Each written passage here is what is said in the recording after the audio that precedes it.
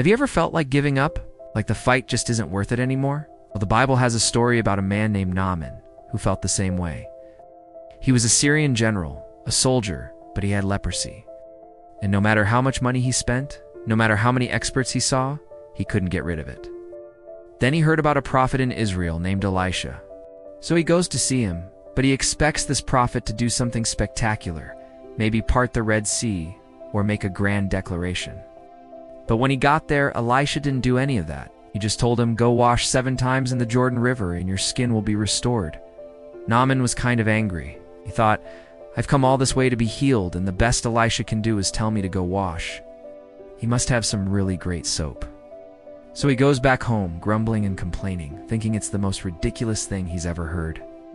But his servant said, "Hey, listen, this prophet has told you what to do. You've got nothing to lose by trying.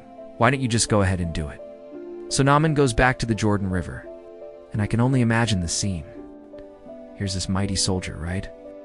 He dips himself in the water, comes out, dries himself in the sun, puts his clothes back on, and then he does it again and again and again and again and again, 7 times. He probably thought it was the Jordan River that healed him, but actually it was the obedience.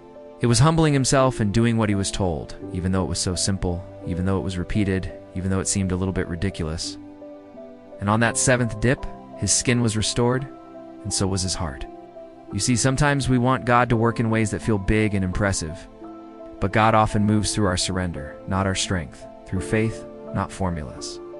Healing came when Naaman let go of his pride and trusted God's process, and the same is true for us. Whether you're waiting for healing, for breakthrough, or for peace, God honors the heart that obeys, even when it doesn't make sense. So when God tells you to take a step, even if it's not a giant leap, when He asks you to trust Him for the provision, even if it's just a little bit, when He invites you to rest in His presence, even if it's in the quiet of the morning, take that step. Trust that still small voice.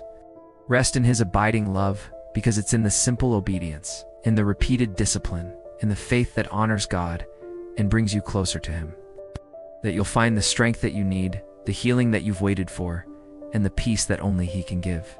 So thank you for watching. If this story encouraged your faith, don't forget to like, share, and subscribe for more life-changing truths from Scripture. And remember, God doesn't need your performance. You just need your willingness to dip when He says dip. Until next time, walk in faith and trust the river of grace He's called you to.